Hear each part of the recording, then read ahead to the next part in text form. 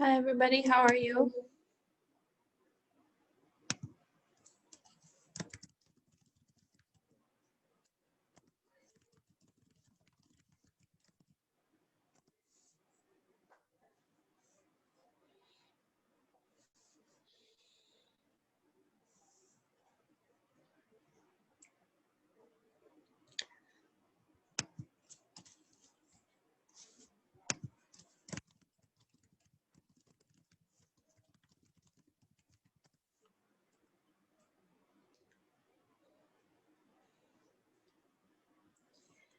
So I want to let you know that Jennifer has sent me the information for launch, which is tied to the apprenticeship. Our state has authorized our apprenticeship program, so it's registered under apprenticeship.gov. That's been advertising all over the place. You probably hear it on the radio, on TV. If you're watching stream, I watch Vizio free channel, so I see it on there. So the link for it is not fully established until the next 2 weeks, but we're looking to launch the security IT technician pathway apprenticeship shortly. So we have 8 candidates that fully completed all the process. I know some of you are in that group. And then she's working on a few more. I touched base with her about the certifications, and she's gonna follow up with that. So hopefully I'll get something back this week. It's been, everybody is just so busy. So just want to make sure that they're answering my email and get some response. But okay. And also, when we start, we'll talk a little bit about our project. But do you have any question before we start?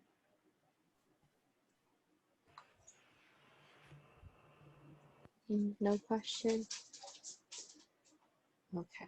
So we still have a few more people that's going to join us shortly. If you do get a chance, download Lab 8. I tried to release it earlier this morning, so some of you might have looked at it already. And then I'll go over the exercises. It's a little bit more complex than what we did in the assignment, but I'll show you how the program can be written so you can think about what you want to do. Okay. And you can use some of that for your project as well.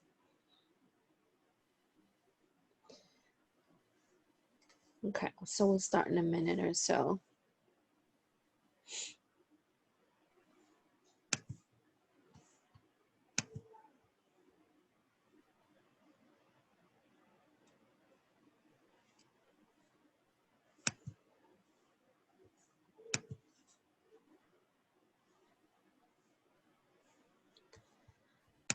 So what I did was I posted some additional resources in your notes pages this week. So let me go into screen share. As I was holding office hours earlier, Aiko came by and she asked me a few questions, and I thought it might be useful for everybody to learn about it. So let me show you. So in the notes this week, underneath the document, I added a couple of the videos.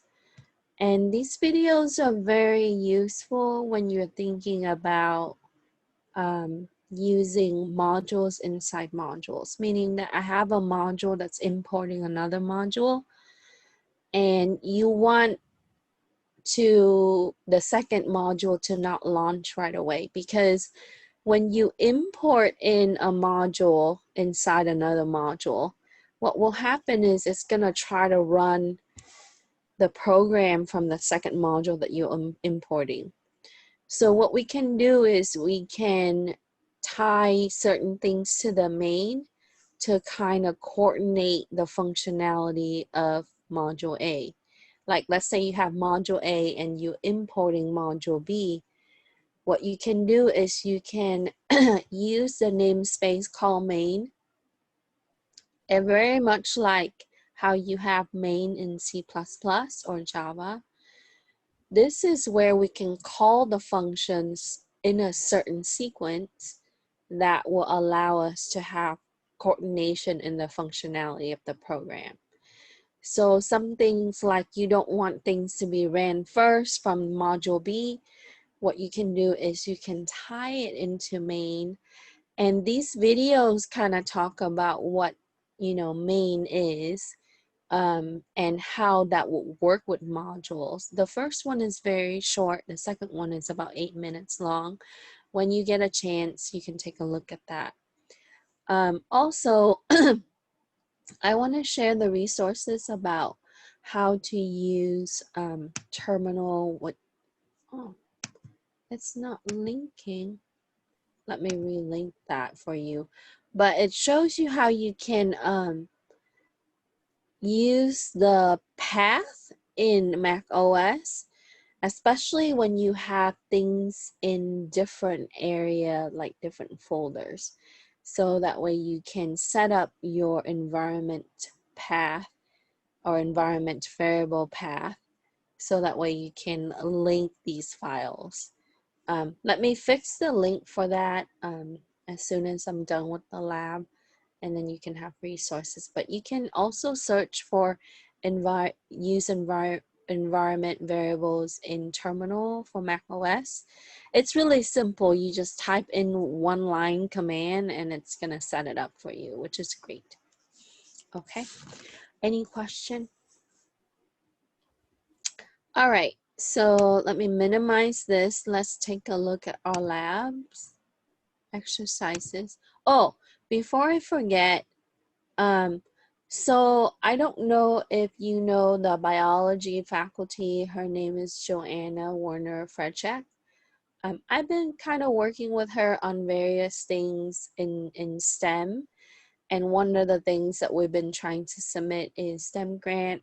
I know she's been working on the bird project, which is the swallow project, where she does observation of the swallow that's nesting at the campus, where they have these little mud nests. If you walk around Humanities, you would see it. We're unable to access the campus this year, so I proposed to her last year that we would use a webcam to be able to observe the swallow. And I don't know how far that got. I heard that they were getting webcams. I don't know if they're installing it with rechargeable battery. But what we have is we do have some data that's from other biology research center that put together some analysis for us. So she's asking if you would be interested in doing a project to do Python data plotting for her. And so I told her that I would present it to you. And if you are interested as a class, I feel like this is a little bit more advanced for this class. So it might be for the next class, which is advanced Python. But what we can do is we can work on it in multiple courses. And that way we can have something that's productive for the biology department. And I'm always trying to do cross-discipline correlations, so that way in case you go into bioengineering as developer or security, that will be kind of cool. So STEM Club been trying to help her, and I'm a co-advisor for STEM Club. But just to give you an overview before we start the lab, is this is the data that was gathered by several institutions, and what they do is they shared it on one of the biology site that we have access to, and it's called BLUE. So it stands for Biodiversity, Literacy, and Undergraduate Education. So it's aimed for undergraduate research. So what they do is they gather the data based on, different factors, especially with birds. And I know UCR has a huge research one of my former student from College in the Desert. He's doing Python development or programming for the research itself. So what this does is it gives you access, it gives us access to a certain species of the birds. And historically, they gather data from a long time ago up in certain periods. So you can go all the way up to the 2000 and it would look something like this. So it also have like GIS capability where it can map it to a certain nest area. It's kind of cool, right? So you can take a look at like different types of bird, how they nest. And Python, as you know, is really useful in the area of data analysis. So a lot of the researchers using R or Python to analyze the data. So she's asking if you're interested in taking at least a sample and basically put together something like a plot, or you know, because she was telling me that Excel is not handling it. It's just so much. And I feel like it needs to go into a database, and we do have access to some of the notebook that's online that we can work with Python in order to incorporate the data. And to contribute to this project, your name will be recognized. So it would tie to some publications that we're gonna be sharing with the other institution. I was in one of the training over the summer for this type of stuff. So if you're interested in this, right, let me know. And what I'll do is I will work on incorporating this as an option on the project. You don't have to completely do this if you don't like. I'm very open with project where I want you to do something that you enjoy, okay? I'm not going to force you to do something that you don't like. So I will put, if you like to, we will put an option of this in the project list. And then if you like to pursue it, I can get the CSV file or share the link from the project, and then you can be able to provide that. And I will give you some resources where you know, because we're not going to touch interface until we touch class. You have to understand class and work with interface. So that is probably coming in a few weeks. I can't go over it without having to go over class and objects. So that's why I wanted you to know, okay? I saw that some of you put this into the chat. Okay, so if you like that, I will let her know. I'm meeting with her, and so that way I will let her know that we'll incorporate in the project option. And then as we get the result from the project, I will share it with her, and then so that way when we submit for a grant and things, we would put that in, and we will make sure that your credit is acknowledged.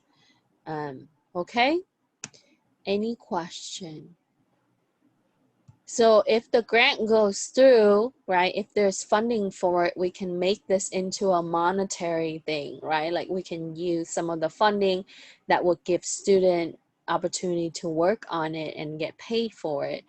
The last grant that I submitted for this kind of fell flat because they missed the deadline by 5 minutes. But we will do better this year, and we will work with grant team in making sure that that gets submitted on time. So, all right, that's just a little side note on the project.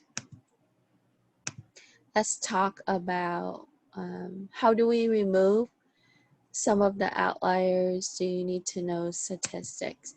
So I didn't mention this, but along with the biology department, I also work with Gabriela Florido. I don't know if you know her. She's a new faculty that teaches statistics in the math department. I work closely with her. So what we will do is we, you know, when we get the data, we will also, you know, run it by their group to make sure that we would have all the statistics coordinated. So they will do a lot of the statistical analysis, the major chunk of it for us. And then we would, all our task is to be able to take that and bring it into Python. So that was what I understood. So, and then I will provide her information so in case, and she's very responsive. She's very much like me. She's very cool. So she's into helping students and stuff. So we can work with her on statistics. Okay. Yes, we have to remove some of the outliers. And we're not going to look at everything in the world. We're going to look at some of the data for certain regions. So, all right. Any questions? I got a question Yeah. from the actual thing, the survey we're supposed to do. I still haven't received an email. Okay, I will let them know. According to our admin who does the launch for it, she mentioned that it was sent out a few days ago, but possibly that the faculty that's observing, they have to activate it. So let me send them a notification today and find out what's going on. Thank you so much for bringing that up. Okay? No, no problem. I Yeah. didn't get an email, but I saw that there was like a pop-up in the Canvas? Canvas. Yeah, possibly. I don't see that because I can't see it. I'm not supposed to see it. So you might, they told me that it was coming through email notification, but it could be that it goes to your Canvas inbox or it would go to like your Canvas account, something like that. I will get clarification today because this is the first time that they're doing that for me. They usually do paper surveys, so I'm new at knowing the process with that, but I will let you know further. I'll send some messages out today for it when I get the result. I mean the information. Okay. All right. Anything else? Okay. So let's talk about our lab. I'm excited about this because it's gonna help you understand on how to tie together like a project or maybe even the back part of the application for sales, right? Or business. And as we know that we can write module for multiple programs. So the whole point is to write the program once and be able to reuse it, right? So with this, what we're gonna do, just to give you an overall, is that for number one, we are going to create the module for sales. And then we're going to reuse it for number 2 and number 3. Okay. So that way we would have to only write minimal part for 2 and 3.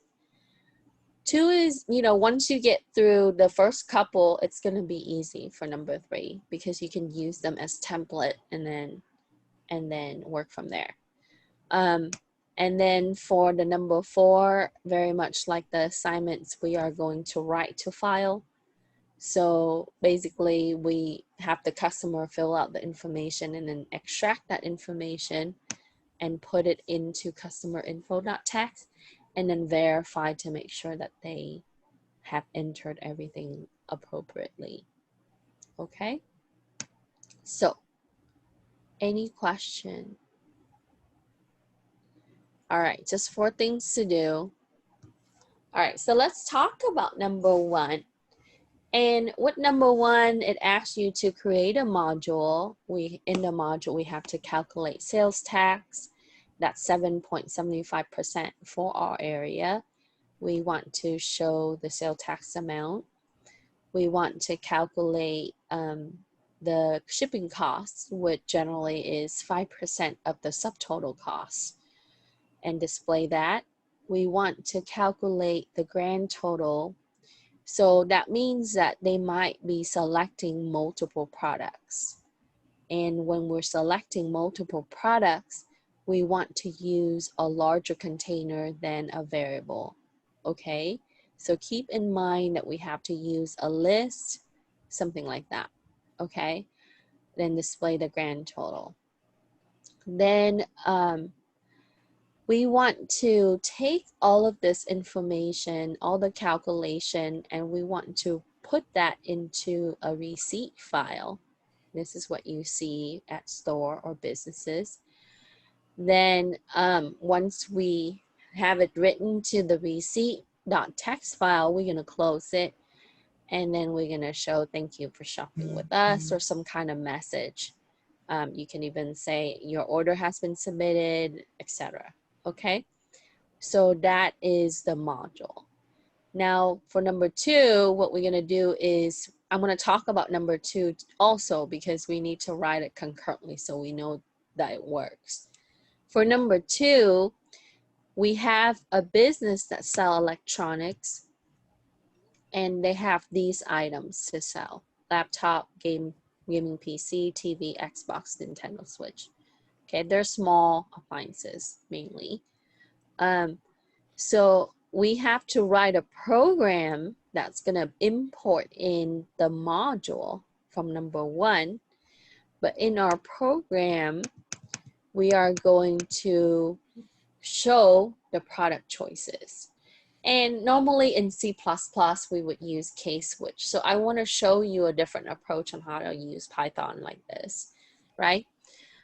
So we want to give them the list of items and the prices and ask them to pick, right? So what we will do is we will, once they select the item, we will add that price to the subtotal, and then we have to keep reprompting to see if they want additional items, right? And once they have selected all their items and get added to the subtotal, what we will do is we will use the module to calculate the tax, the shipping, and the grand total, and then output it into the receipt. So the module itself is just a calculation of the order, right? All the items that the customer selected. And then the second exercise is about displaying those items and asking the customer to select more, right? And then once they finish, we're gonna bring in the functions from the module. Okay, any question? Okay, so we have 2 programs that are working together. The first one is the module, and the second one is the program itself that's importing the module. Okay, so I switch over to use Tony because, you know, it's just in one, but if you have a hard time seeing, then I will switch over back to idle. So I put everything in lab 8 folder because that way I can keep organization. So when I was doing this, I just simply used ABC for, sorry for the name, but I did rename it and recopy it over. So I'm going to show you how the module would look like. Okay. So we know that we need to, number 1,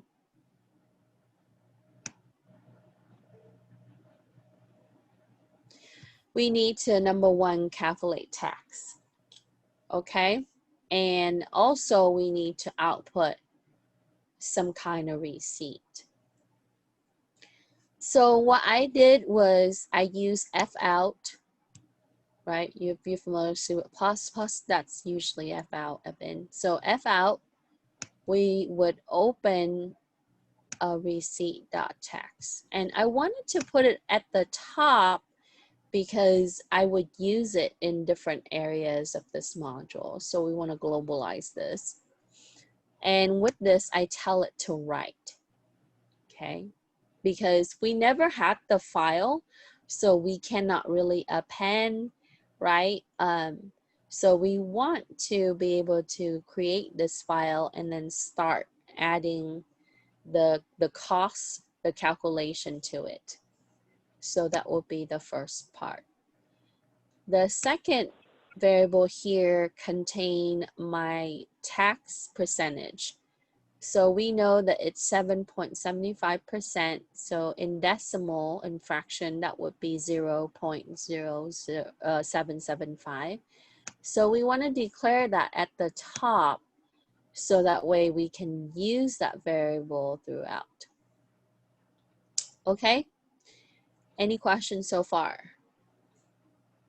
All right, so let's take a look at the rest. I had a Question? question. Yeah. Yeah, just wanted to double check that this file or this part of the program is the module, right? Yes, that is the module. It's only gonna do tax, subtotal, grand total, shipping, and output receipt. Okay. Okay? So this is the module. And how you name it is what you're gonna, that's the name you're gonna use to import. So I name it as a.py, so I have to import a. Okay? All right. So now I have the first function called total. And what I'm doing is, because I know that the customer is gonna select multiple products, so I cannot really use a variable because it's gonna get updated, right? What I want is I want a list container, so that way I can have, you know, let's say that they pick 3 items and it's gonna add everything up, calculate tax, calculate shipping, have the grand total, and then put that into receipt. So here I have a function called total, and for the argument I want to use customer list. And you can say purchase list, whatever you want to call that, as long as you keep it uniform between the programs. That's important. So we are here, we're going to use customer list. And since I'm looping this, I want to initialize the subtotal at 0. So I would be able to have the running sum, right? The sum of the prices of all the items that they select. So if I select item 1, 3, and 4, it's going to add up those prices, but first it's going to put it into the list, the customer list, and then add it all up. Okay, so that's what we want to do. So yes, you write on the DIDLE or the what? Where did you write? Oh, This? I use an IDE called Tony, Thonny. Yeah, this is, I installed this separately. I use this for Raspberry Pi a lot, because I don't have to, the shell is attached to it on the bottom here. Okay. And then it also shows me the error on the right. Unlike idle, where it's like multiple screens, Yeah. right? Yeah. Yeah, which this one, it puts it, and it also color codes it. So it's not the best one, but it's simple and I like it. So yeah, so this is in Tony. It's the same as using idle. Okay. So Okay. we use idle, right? Idle. Yeah, you can We use use idle. idle, you can use community, Visual Studio Code. Actually, Code, not community. You can use other IDE. Okay. Okay. Yes. Okay, so we established that we have a list of what they select, and then we are going to add up all the prices from that list. So we have to have a loop for that. Okay. And I'm using the index here. I'm going to show you why, because we are using like a dictionary. We're using like a nested list type. So we want to make sure that we can add up the price, because you have the item information, the name of it, and then the key and the value. So you wanted to bring the value, which is the price, over. Okay. All right. So then we're gonna print what they selected. Okay. So if I select item 1, 2, and 3, it's gonna show all of those in detail. So Okay. Professor, for in other words, customer list is a dictionary. Customer list is a list, and it's in the other program. We're gonna have to use the dictionary because it has the option number, the item information or the item name and a value, which is price. Okay, I'll show you shortly. So the list here is a list. Customer list is a list. So when we select the TV, okay, it's gonna take $299 or $249.99 and it's gonna put it in the customer list. Ah, okay, okay, I get it. Okay, I it's get it. gonna take the price and each of the item price and it's gonna put it in the list and then we're gonna total it up. That's an easier way to do it. Okay. Okay, that makes sense. All right. So this list contains the prices of the item that the customer selected. So we're gonna print what they are, but we also need to print, you know, TV $249.99, and we can do all of that in the other program. I know you can do. Wouldn't it be better to call it like customer price list or price Yeah, list? yeah, customer price list, customer selected list, whatever you want to call it. Okay. When I did this, I wanted to get done because it was late and I'm tired. Yeah, So, okay. and my husband's nagging me about, you know, I'm spending too much time on these things. All right. He's upstairs teaching robotics, so he can't get on my case now. But anyway, so we print the items that they selected. Then we're going to print the total, right, from the loop that we added. So we want to, actually the subtotal before tax and everything. Then we're going to calculate the shipping, and we know it's 5% of the subtotal. So we would print the shipping. Okay. And then we would also calculate tax, and we know that tax up here, we assign it as 7.75%. So we're going to multiply it by the total and we will print that. That's what they want. That's what we want in the exercise 1. Then I have here the total, the grand total would be that it's going to take the subtotal plus the tax amount plus shipping, and it's going to print that. Okay. And then here, what we're going to do is we are going to call receipt, which is the next one. So after we get all of this calculated, we're going to bring it into the receipt now. That's why we call receipt there. And we're going to plug in those value into the receipt. So we have the customer list, which has the items that they selected and the price, the subtotal, the grand total, and the shipping. And you can add tax too if you want. Okay. All right. Any questions so far? I had a question. Yes. For the for loop, why are we starting the index at 1 and not 0? Because you are calculating the price, not the name. You So will right- see why when we look at the dictionary on the other program. Okay, because Okay. if you use that 0, you're calculating the name of the product, not the price. Because in the Okay. dictionary, it's a nested list. So because when you're showing product, you can't just say $2.99. They gotta know what that is and the price, right?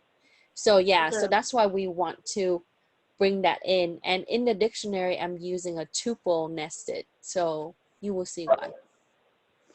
Okay. Okay. Other question, Chris? Oh no, I was gonna explain it. Okay. Is that you want to add to what I'm saying? No, that was fine. Okay. All right. So here we call the receipt. And in the receipt, right, I wanted to write, and this, my husband insisted that I make it, you know, we call it ASCII art. He's like, you want it to look nice. Because, you know, he's like that. But anyway, So I have receipt printed at the top, the item and the price, and we try to align it so it look nice and neat. And you don't have to have all of that stuff, but that's just the header for the receipt showing that it is a receipt. Then inside here, what we're going to do is we are going to use another for loop. We're going to loop through that list, and we're going to write the item that they selected and the price onto the receipt. Like I selected TV and it's this price. I selected this and it's this price. Okay, so that's what we did there. Excuse me. And then down here,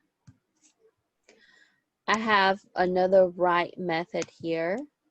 And when I do this, basically it's saying this whole block is gonna write, you know, in as strings. So it's gonna do subtotal, shipping. We wanna format that with 2 decimal point. And we want to format tax as or actually tax, I put it as percentage. So that way it shows it's 7.75%. And then the total.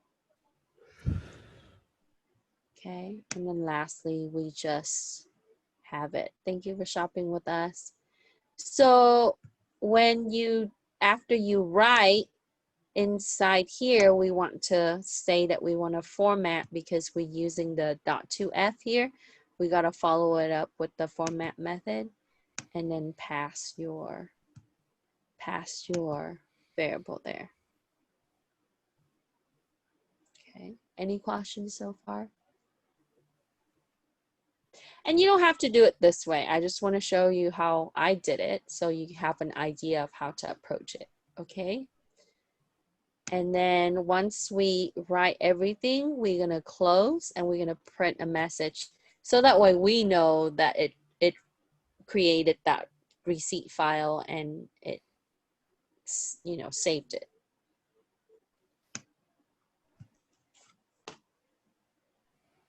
In this module, the second part just create another file, right?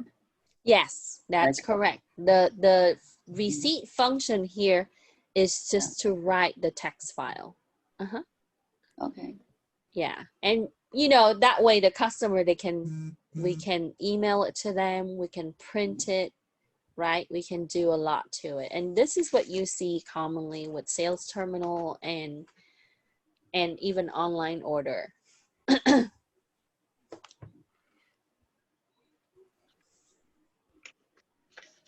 Okay, question.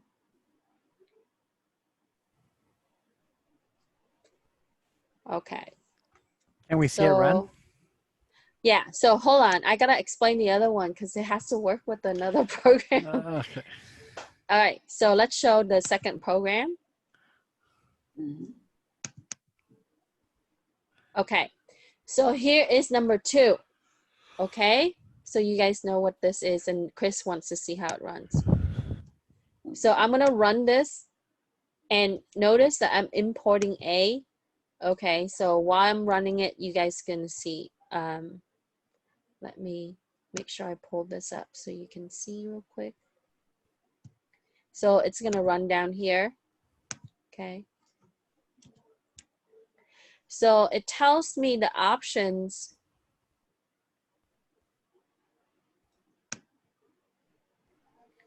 It says, here's a list of products: laptop, gaming PC, TV, Xbox, Nintendo Switch, etc. Enter your choice. So I put in a 1, I want to buy a laptop, and it's going to ask me, keep choosing yes or no. And then I'm going to go ahead and tick yes. What's your choice? I'm going to buy an Xbox. It asks me again, keep choosing yes or no. Let's say we want to buy another product. Yes.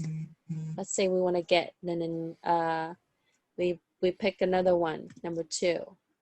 Okay. Now we're done. No. Okay. So here it shows me that I chose laptop, Xbox One, and gaming PC. My subtotal is $1549.97. My shipping is $77.50. My tax is $120.12.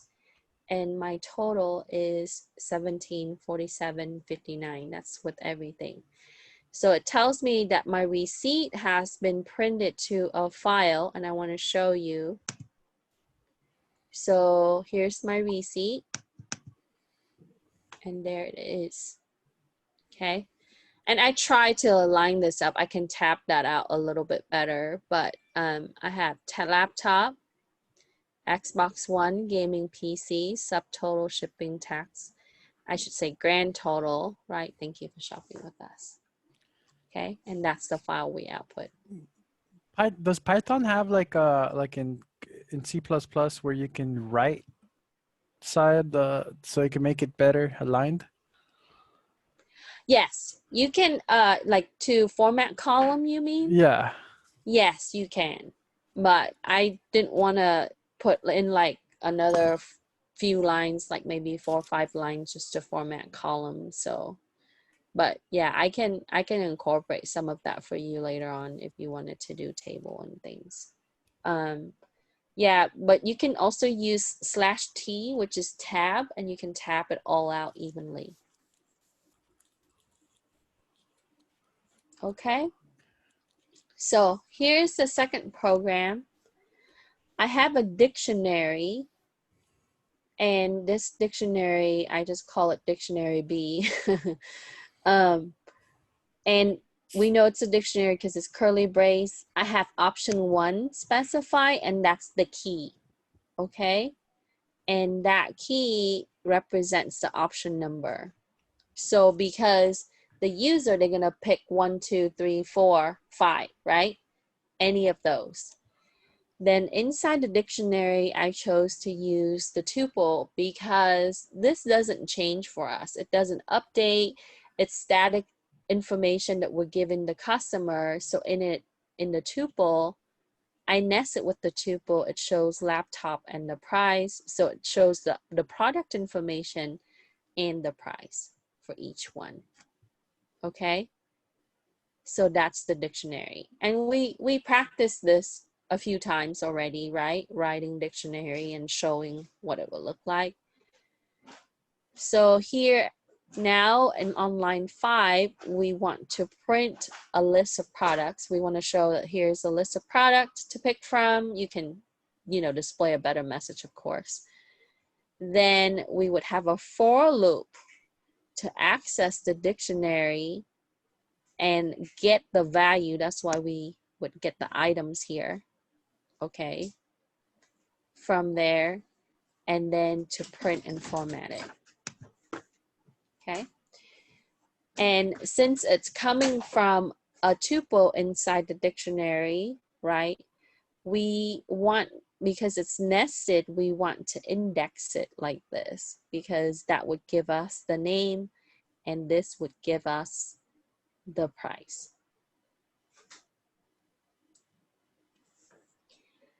Then we would have the customer list, which contain the selected item price, right? We wanted to bring that into the customer list.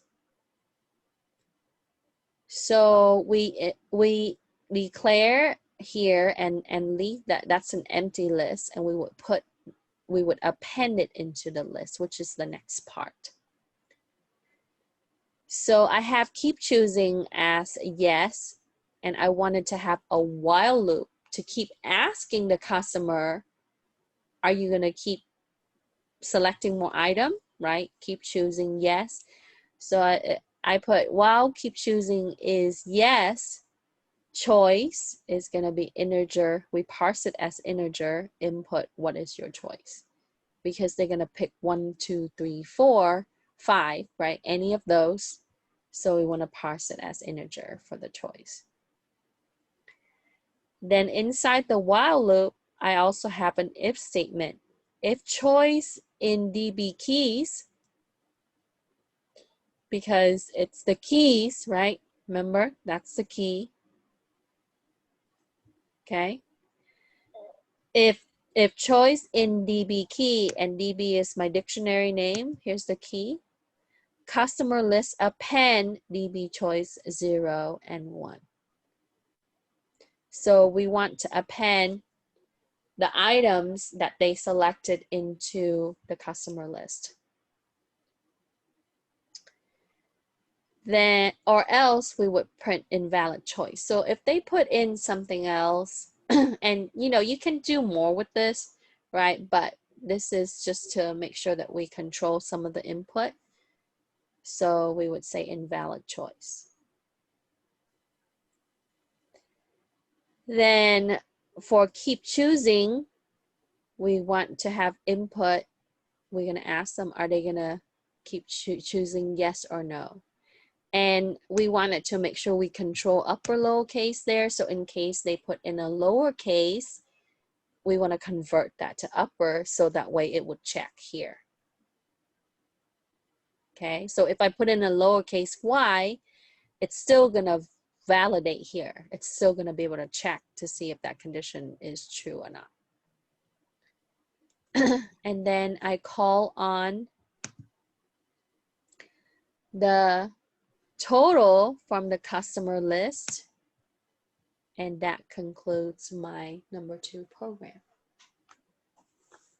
Okay, so once I call on that, right, and it, because it's imported, we can, because there are only 2, if you look at A right here, I have 1 for the total, and the total calls on the receipt, so I don't have to call on the receipt again. Okay, see that?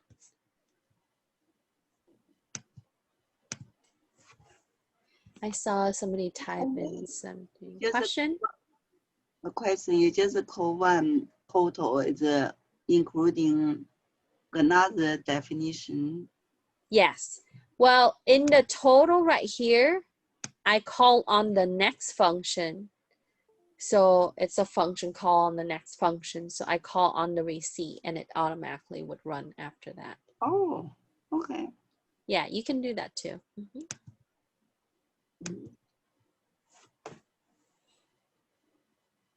So you can have any container as a value inside a dictionary. Yes, you can, because it's a larger container. Yes, you can nest it, a list in the dictionary, a tuple in the dictionary, like that. Yeah, and we use a tuple here because, you know, this is it's static. We don't need to update that. It's string and values. So I guess the harder way, if I were to not use a dictionary and just use a tuple with the choices of 1, 2, 3, 4, 5 and the tuple, that would be harder. yes, it won't elevate it to the multi-dimension. So a dictionary is like, it's like a triple dimension, right? You have 1 level, 2 level, 3 level. It's actually double with 2 built into 1. So you can have a container, another inside container, and then 2 inside that container. So it's kind of, you know, nested in many ways. So what we can do is, yeah, you can have multiple lists when you write this, you know, separately, that's fine. And then you have to just keep correlating those lists, which makes your code would be longer.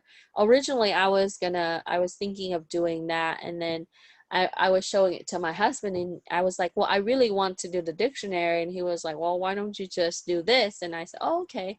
So, yeah, he gave me some feedback on that. But I think, you know, after cleaning it up, it looks a little better. Question?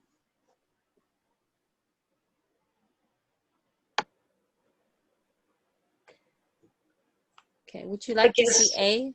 Yes. Oh, I guess we would, I mean, we'd have to start out with pseudocode because this is complicated.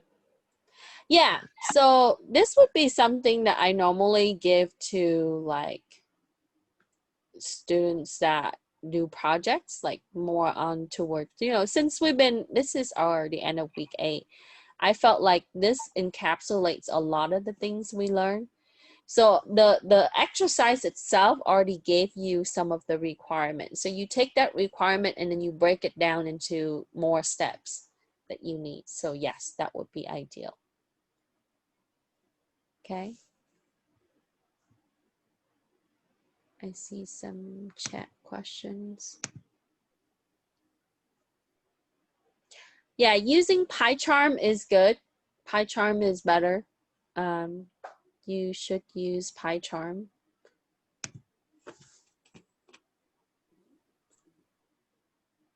And so anybody needs to see A? No, I think now that I saw B, it's understandable. Yeah. So once you have B, you can tweak it and do, or once you have number 2, you can tweak number 2 and do number 3 easily, because there's only like a minor change in it. I made it where the first module, the module A for me, works with the next 2 exercises. And that was the whole point, is to be able to create like a templated module so you can use it for all, like, you know, common sales, where you don't have to tweak a lot of things and just keep reusing it over time. So I can now like write a bunch of sales program like this, like an ordering program, and just keep adding that module, importing it in. I see your B. So here's my B. Oh, you wanted to see A, or the first one, exercise 1 or exercise 2? I want to see that you have A, B, C, right? Yes. So A is for number 1. No, okay. B is for number 2. What's the And difference, the A and B? the difference, the A is the module. That's exercise 1. Oh, okay. The A, yeah, this is, I should label it exercise 1, but this is exercise 1, where Okay. it outputs the receipt. Okay.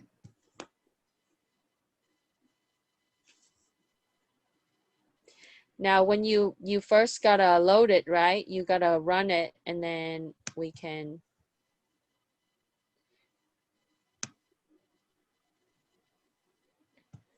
Now this one is a little longer because I formatted to have like all this extra stuff down here, but you can see the top part.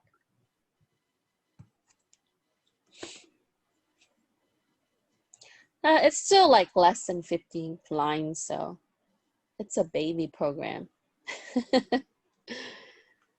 Okay. Would you like to see number 3 or talk about number 3? Let's talk about it. Okay, let's see. I hate Zoom for the fact that it keeps hiding my, I need to see how I can pin it. Enumeration. Oh, he's just talking about NCL. Okay, so are you ready to see number 3? Yes. Okay, so keep in mind that we're using exercise 1 module. And in my case, I'm reusing A for number 3. So for number 3, we are using the same module. We have different options. We have different type of coffee beans. I'm not a coffee drinker. I had to Google this stuff when I was writing this, because I was like, what kind of products can my student tie with? They probably drink coffee when they're studying. So these are the type of coffee beans. And did you know that Starbucks, they use this Robusta and sometimes this? Anyway, side notes. So with Excelsa, it's $10.99, Liberica $12.99, Robusta $9.99, and Arabica $11.99. So what we want to do is still very much like exercise 2, we're going to present the option to customer, but in this case, notice that it's per pound. So we have to ask the customer how much, what's the weight of the coffee that they want, right? Like I want to buy 5 pounds of the first one and 2 pounds of the third one, right? So we can select the coffee and then calculate the price based on multiplying it with the pound. And then we would get tax, shipping, and all of that good stuff. Okay, so similar to exercise 2, but the only added things is that we have the weight that's gonna be multiplied with our price to get the actual cost of the order. So let me go back over here. And I'm using the same module.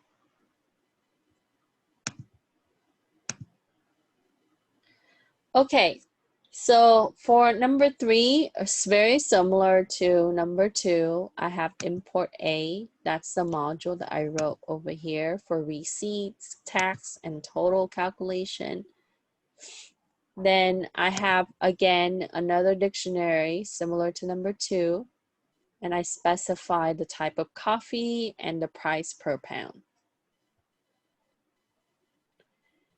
Then I would choose from the following types of coffee beans.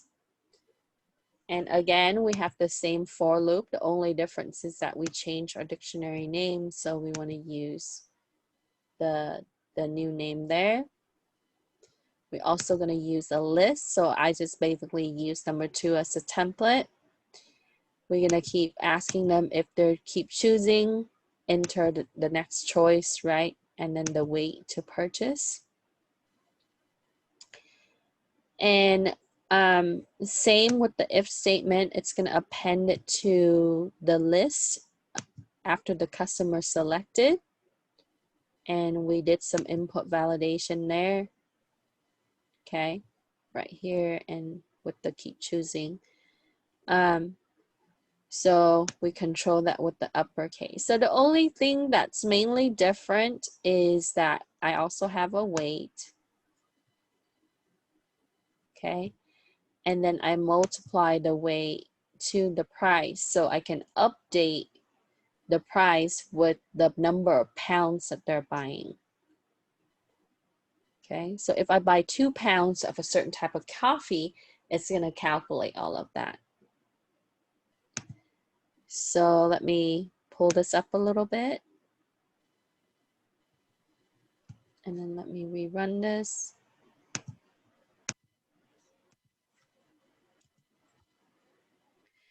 So it asked me, enter your choice of coffee, 1, 2, 3, 4. So let's say I buy 2. Number 2 is $12.99, right?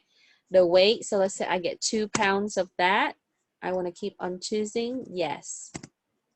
Enter, let's choose choice 4. Let's do 3 pounds of that. We're done. So it tells me my subtotal. Here are my choices. I got the Liberica and the Arabica.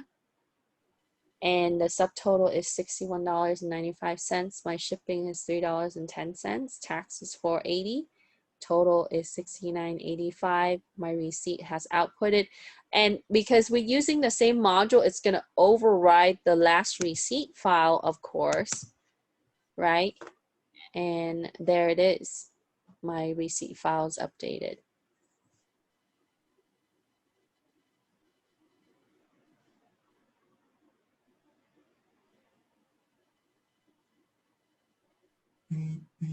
Okay, so let's look back in the program.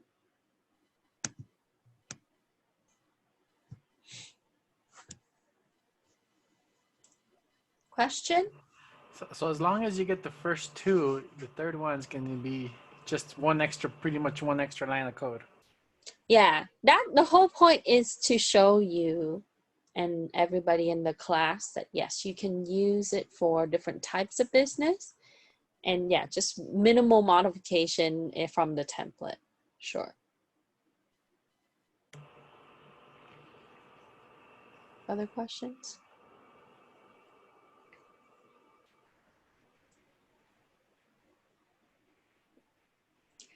And on your output, notice that it's gonna take the tuple and it's gonna bring it to the customer list. So that's why you see it outputted with inside a tuple there. Okay, as we have it.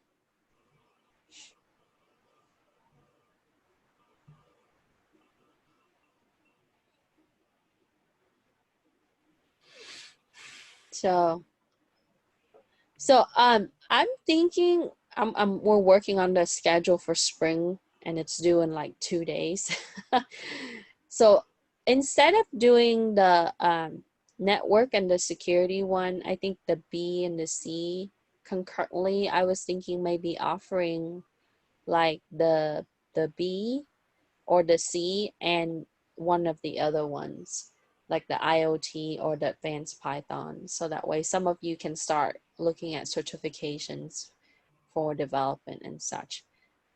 What do you think about that?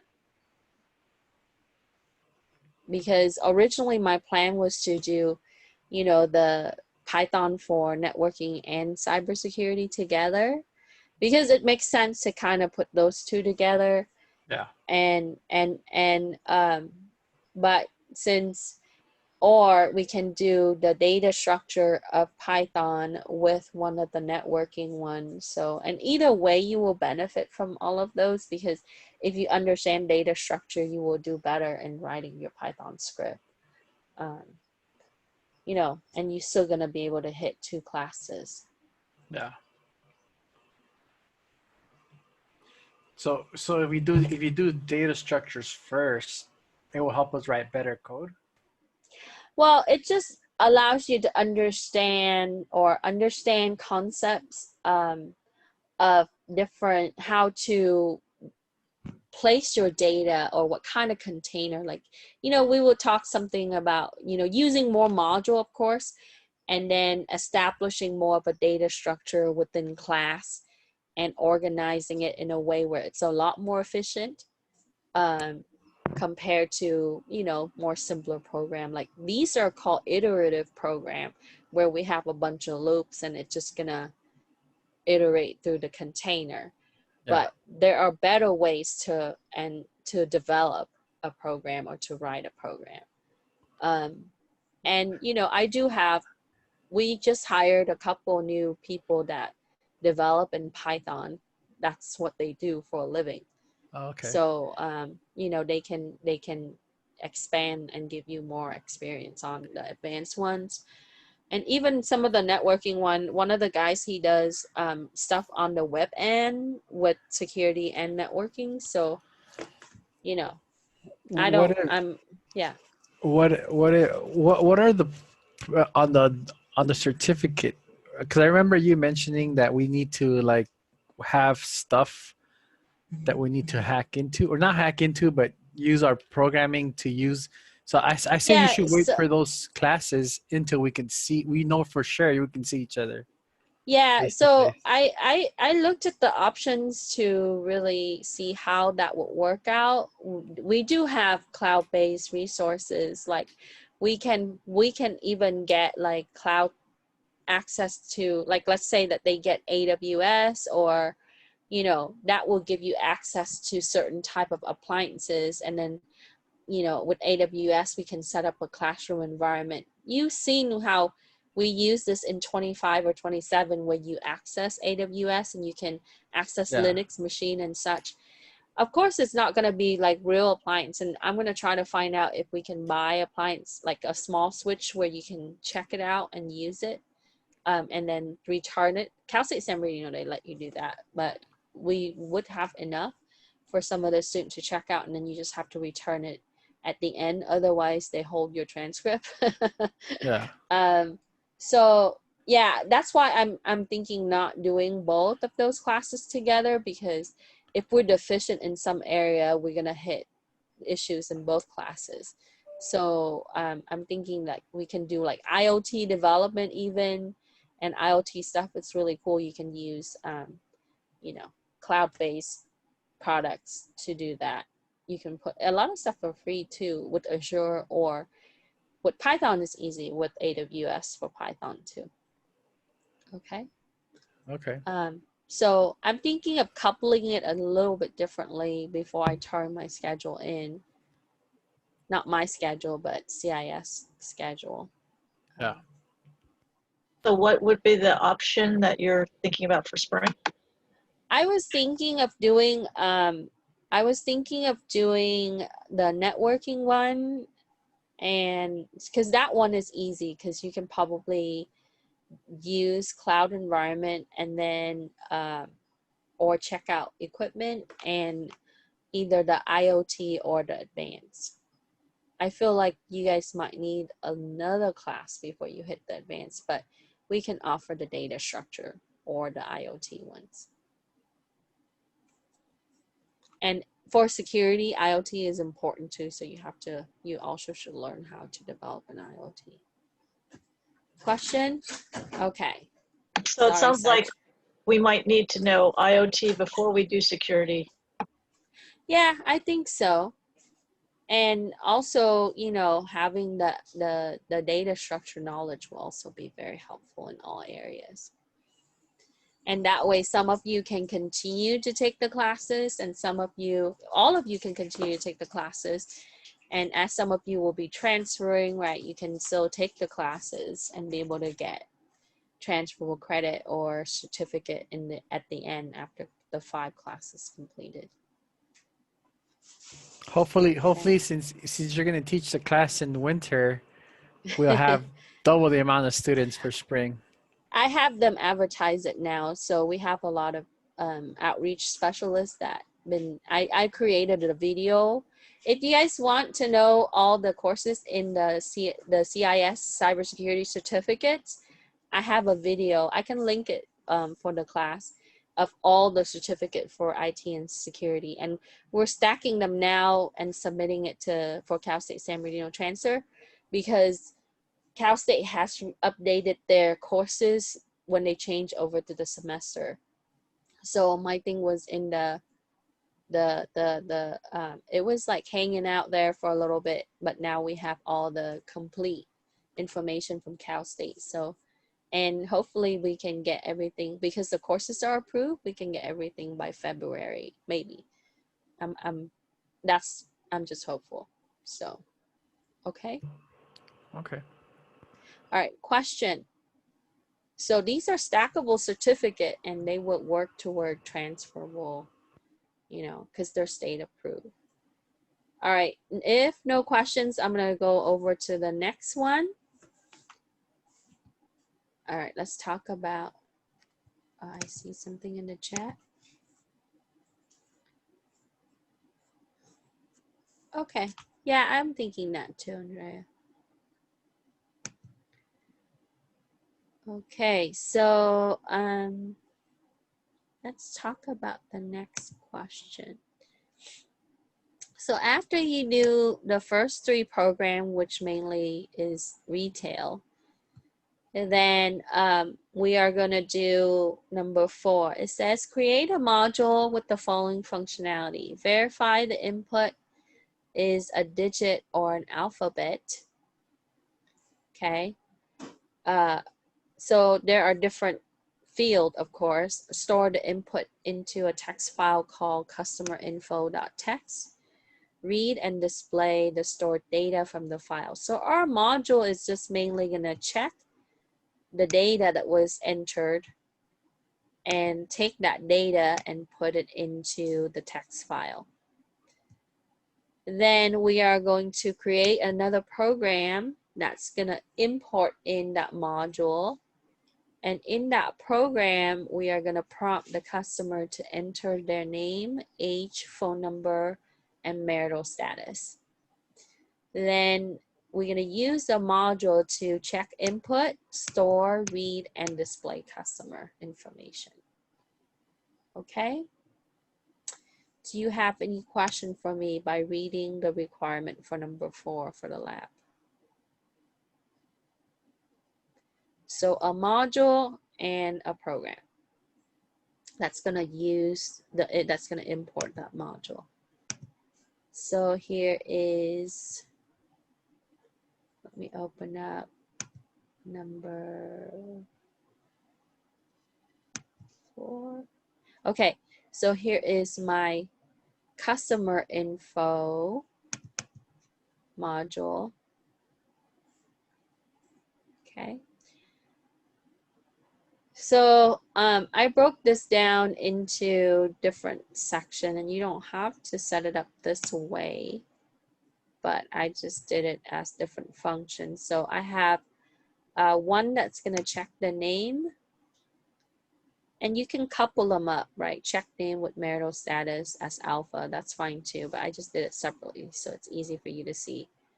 So I have a function called check name, and it's gonna use, the argument here, we're gonna use the name variable, and then we want to check to see if it's an alphabet or not. We want to make sure that they type in their name correctly.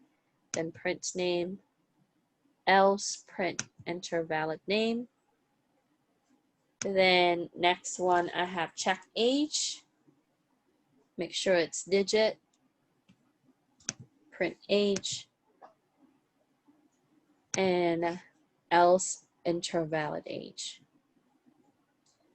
Then we put check phone, and keep in mind that I'm using everything as string based, so that's how I'm able to use these methods like is digit, etc.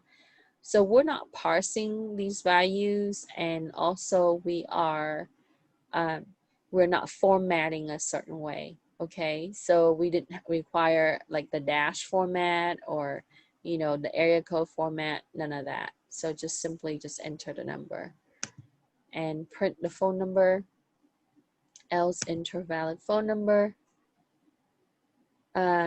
Then we do check marital status, and they simply gonna type in, you know, married, single, divorce, etc.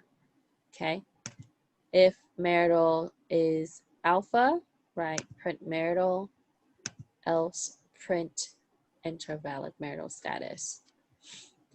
So these are for the check of those. And then I have a function for store, so we can write all of that into the customer info.txt file. We write name, age, phone, and marital status. And if you don't have the new line, what will happen is it's going to clump everything together when it outputs it at the end. Okay, so once we have written that, we want to confirm that information stored. Then we would read the info, right? Because that's one of the requirements. So we're going to read name, age, phone, and marital status. And then we would print it, that what's it's read, and then close the file. So I forgot that there, sorry. So let's run this so you can see. Actually, let me show you the next exercise. Do you have any question as far as the module? Okay, so now let's open the exercise. Okay, so here I import in the module, and then I simply prompt, please answer the following questions, enter your name, age, phone number, marital status, and then we want to call on the functions to check, and then we would store it, and then we would read it, and then we would just print. Thank you. Question? Yes. So you might have mentioned this already, but for a function, I remember you can return more than one thing in a function? No. Okay. Yeah. So even in the case where if you want to return like name, you mean name and age? No, I No. wanted to clump it all in one function, but I guess you can't do that. Yeah, so what you can do is you can group them in a different container and iterate through it. So it's more of a comprehension versus, you know, and that kind of touch backs on the question you had last time. But then I couldn't check if it's digit or alpha. Yeah, yeah, because also there are different types. So we want to kind of, what you can do is you can have one function that check for name and marital status that will be is alpha, right? And then under that it will just pass, you know, you can pass multiple. So when you call when you call on it, you just pass for name and marital because it's the same type. Thank you. Okay. Yeah. I got you're a welcome. question. Sure. So when can you go back on customer info? So for example, if you put a digit for alpha, right? It's for your name, for check name, you put digits, and if it's not that, it's gonna print intervalid name. So is it gonna ask you to actually print the valid name again?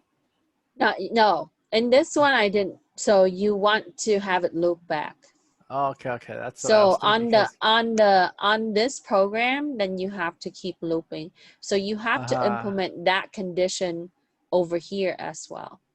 Okay, that makes sense. Yeah, because I was like, because I don't think that, well, that's only printing. Yeah. That's, yeah, I was okay. Yeah, ideally it would work if everything is perfect, right? So in the case where if they enter the wrong thing, it's not gonna, so let's test it so you can see. Okay, let me run this. Yeah, so on the first one, if you push So let's numbers, it's say gonna break if it. I put, right, it's just gonna keep going and then enter my age because I haven't called the function yet. So 43.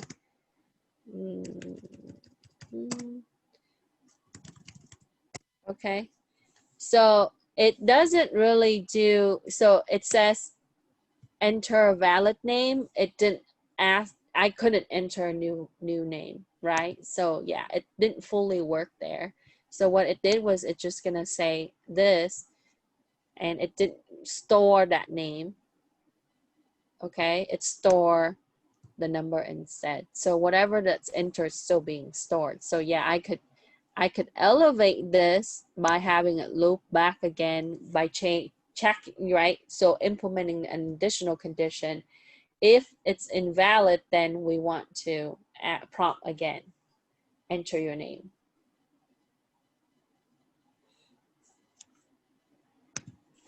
Okay. Yes. I see customer. Yeah, I can see read part. Read. You have customer. Yeah, read. Read. Yeah, read. Okay. Why we do this? Read. I forgot. Yeah, so read, what it does is it opens back the file. It opens up this file. Mm-hmm. And then it's gonna go through, it's gonna read all the stored information, all of the ones that you wrote to it. Oh. Yeah, so it's like us opening up this text file and read this. Okay. It's gonna show you that. So it's gonna read that, and we want to print that it read it, right? We want to print that it read every line. And you can do read lines as well. That's fine. You mean any module how to have this part? Yeah. So in the last one, we only wrote to it. In the last module, in the A, I only wrote to it. Yeah. On Monday, we did one that has the read portion, but we did read lines. So on this one, I want to show you that yes, you can read every single line that was entered. Okay. Without this part, without reading this part, don't give me that information you input name A. Right. Okay. It would only be stored. So okay. Maybe this is more of like a retrieval, you know, like if you wanted to open up that file and see the information inside that file, then you would do a read and print. Okay. Okay.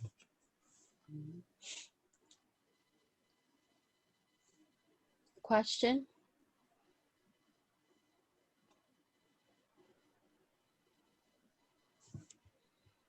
So let me pull this down so you can see the complete. We already tested it, so.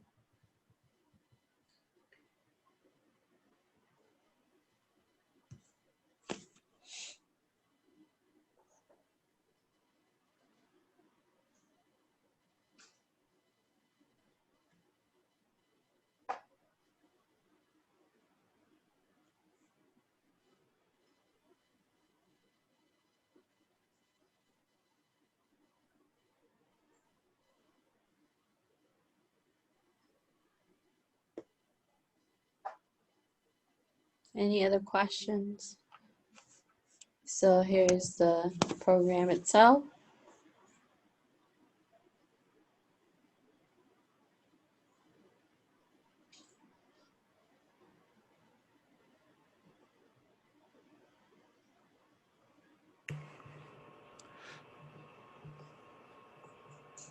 Chris, did you have a question? Or I was just thinking of how to make for do a while loop, but then you want us to have two modules, right? yeah, the whole point is, let's say that if I wanted to use this for other things, other forms, I can. Uh-huh. Oh, okay. I see what you're saying. Yeah, so see how you can work with the program itself, right? So to make it work like perfectly, you would have to do the, instead of go back to customer info. So you would just, I don't know, you would just say the only thing you would pretty much do the else. You wouldn't even do name is, no, wait. You would still need to check that. I don't know. I'll think So about it. okay, so if you check if name is alphabet, right? We want to print the name. Else, right? Instead of print, we would just do input again here. Okay, yeah, that's right. Yeah, so we can do input, enter a valid name. And then after that, you know, we would get out of the loop and then we would print name. How's that? Yeah, okay. Yeah, so it's still gonna ask them to enter a name and record it. So if we convert it back to input instead of print, and then we will print the name, right? Either way. Yeah. So here, yeah, so I should check, oops, that's right. I would change this to input. And then, I'm sorry, I took away my quotation. Okay, and then same thing here. We can do the same thing just to fix it, make it better. Like how you like it, Chris. No, I mean, it's just trying to. It's right. That's appropriate. I know. So, and then we can add the print method right below it. Okay. Then we can do print age because we still want to. Actually, it'll print it twice. Yeah, so we don't really need that part.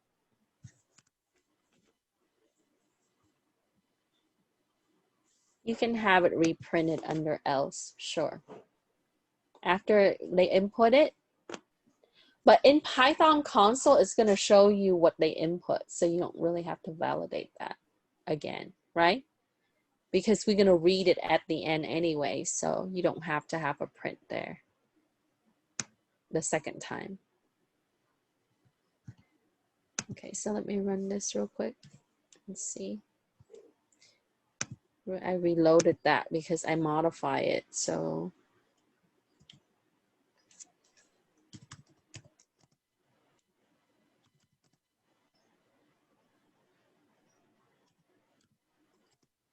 So I think I have to change the call a little bit differently up here.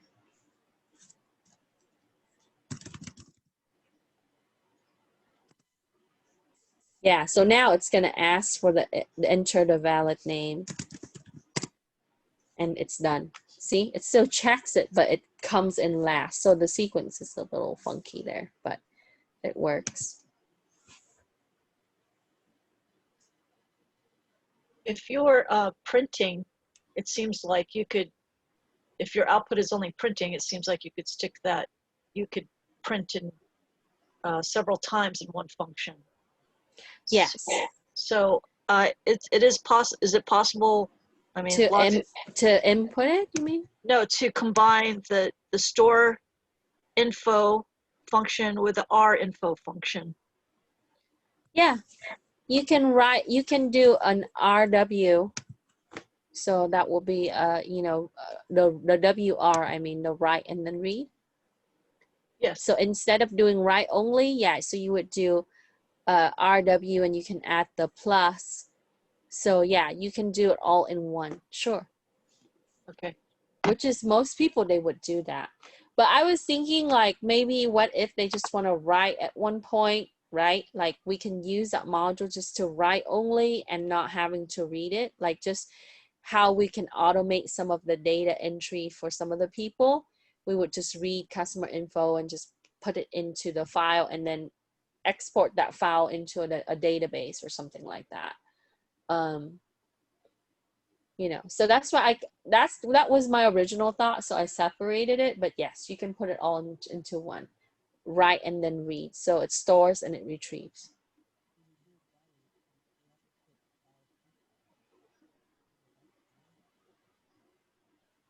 Other questions? If we do it that way, instead of writing, we have to, we're gonna have to put file seek to go back, right? Yes, that's correct. And we practiced that during the assignment because after you write it, remember your cursor is farther in the document, in the text file. So you gotta seek 0 to go back and read from the beginning. Otherwise, it's just gonna say none, none, none, none. Yeah. Because there's blank. It's blank after that point. So yes, you have to seek it back. But thank you for mentioning that. But we did a couple exercise on Monday where we seek it to 0, seek it at 0 position. So after you write something or a pen, you need to bring it back to the beginning of the document to read it. Yes, that's important to note. Okay, that's cool. Yeah. I'm gonna have some fun tonight. All right. So it's not due today. You can spend a couple of days on it. I am available for office hours tomorrow at 4. I do have something going on right before that, so I might be a few minutes late, and I have a class right after that. So, but yeah, let me know if you have something that I can address in email. Just shoot me a Canvas inbox message or an email. I'm usually responsive to that. Anything I keep wanting to, I forgot, maybe something I need to mention to you, but I will think about it and then I'll let you know next time. So other questions? Anything you need to see before we pop up Zoom and you can work on your stuff? Just No? when you Yes. submit the class for spring and you showed us that public search website, so that'll Yes. probably be updated in a week or so. Oh yeah, that's what I forgot to do. I gotta give you the list of your books. Yeah, so we're to turn in the schedule by the 16th. So it's gonna take them at least about a week to get things populated with WebAdvisor and such. And don't expect it to be completely static. There might be changes like, you know, they cancel classes sometimes, or reassignment of faculty. That happens a lot. And sometimes I do have class that will be late start that can be added. So sometime if I can't start it in 16 weeks, I would try to start it in 12-week period, or, you know, half time, which is 8-week short session. And, you know, with Python, I think, you know, with the later classes, it's probably is still okay doing like an 8-week compared to 6 week, which is a little shorter. But so I will have to see what I can squeeze in. Right now, I'm trying to add those, and I'm trying to add the next one for the cybersecurity certificate, which is the CIS41. It's the risk assessment one. That one has the CEH component with the risk assessment. So, and it's up in the air right now. I mean, ideally, I want to teach it, but I don't, you know, there would be other faculty that will be qualified to teach it too. So, you know, I gotta spread out the goods. So I would let you know further how it's gonna finalize. So yes, after a week, I would have a better idea of what's being offered and what's not. And I think you can register for winter and spring together now, 2 semesters at a time. So once they activate that for you, you should be allowed to do that. And usually you guys don't have access to that till after November. Is that correct? But okay, other questions? All right, have a wonderful weekend. If I Ms. Wang, don't see you. Yes, yes. I think you forgot to link the certificates and for computer science and was it IT? Oh, Or what do I you mean mean the the certificate? cybersecurity and the IT. You said there was The a site. video? Yeah, either that or the link. Yeah, so I'll show you. Let me get on my YouTube video here. 1 second, okay? And I'll drop it in the chat right now. And it's like 10 minutes video, but I will show you where that is in the catalog. So in case you look, you will know for sure.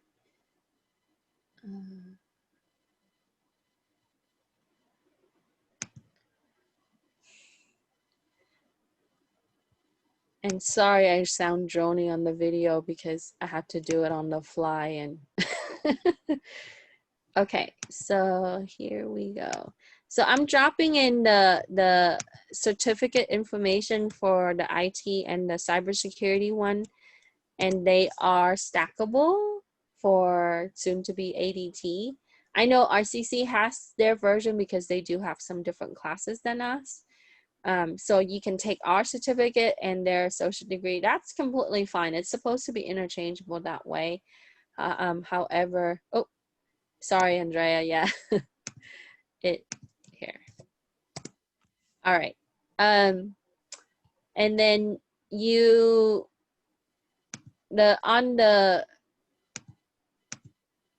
if you look at the catalog. Now, there are 2 certificates on there that's not in the 2021 catalog, but it will show up on the 21-22 catalog in addition to the ones that are existing. Is the cybersecurity healthcare one, that's a new one, and then the cybersecurity analyst one, which is the new one. That one has 1 extra class compared to the other one that's usually 5 classes. The reason why I chose 5 is because when you hit the 18 credits limit with the state for a certificate, which is sometimes needed, it does take a little longer to get reviewed. So some of the baby certificate, like, you know, like the Python one and the other ones, 15 is actually larger than some of the other certificate, but it gives you adequate skill sets for some of the major things. And then let me get you the catalog information. I'll tell you which page. So I'll share this. And I also need to give you guys the book information for Python as well. So whenever you ever need to find out whatever degree or whatever, I know that catalog is not the easiest and they're fixing their website. So our website is going to be much better. So I'm having the video linking in different part of the website now, but the easiest way to do is to search, right? And then you can search for some of the courses, for example, CIS30A. If you search, it's going to bring you directly to the page. And normally when you're looking at this catalog, it's going to be, sorry, I'm in Zoom, so let's get out of that. It's going to be like right on page 120 or so, between 119 and 120. So all the all the certificate, like starting from the computer programming forward, is all CIS right here.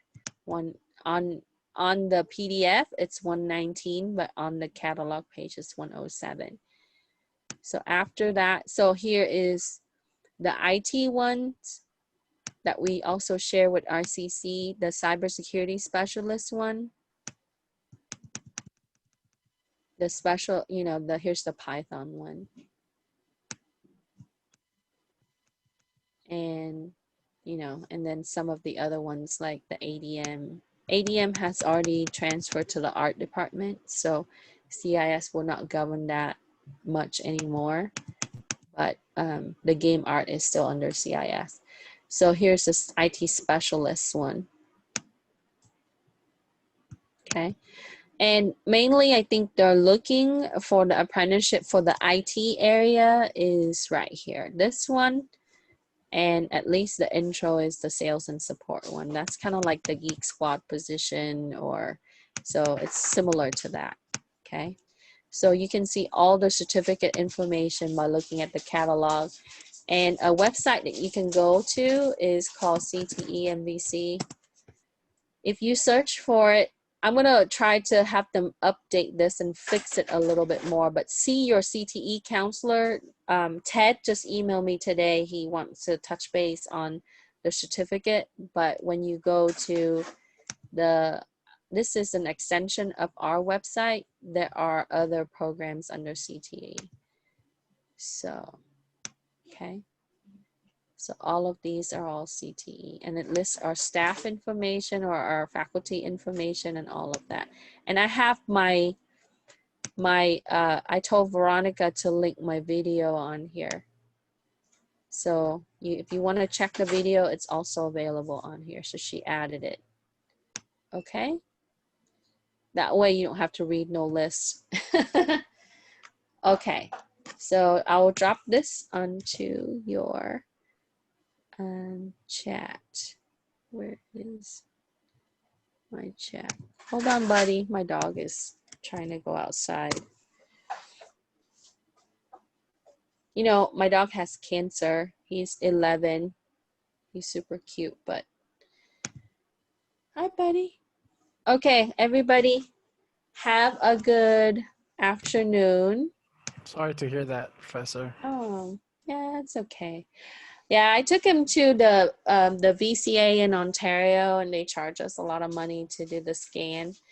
And they mentioned that they wanted to do all of these procedures, carve out he has a very large tumor near his rib cage and belly, and they wanted to reconstruct his stomach lining. And, you know, he's 11. And so right now we just spoil him. Whatever he wants to eat, I give him, except for like bones and things that hurt him. But, you know, deli turkey slices, you know, carrots, whatever. So, and his sister is the same age. She also have some lumps, but you know, they get lumps when they're older. But he still plays with the ball. He likes going out in the afternoon, laying on the pavement next to the pool, sunbathing for like 10 minutes, and then he comes in. He's 122 pounds, and yeah, have a good weekend. Bye, everybody. TNR. Okay, take care. Take care. Thank you. Bye. You're welcome. Bye.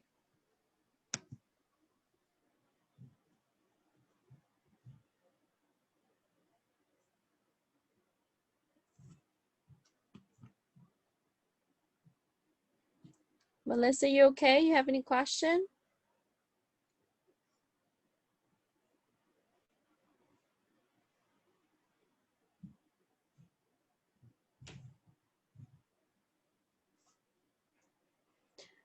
Okay, Melissa, I'll see you later. Have a good one. If you have any question, let me know, okay?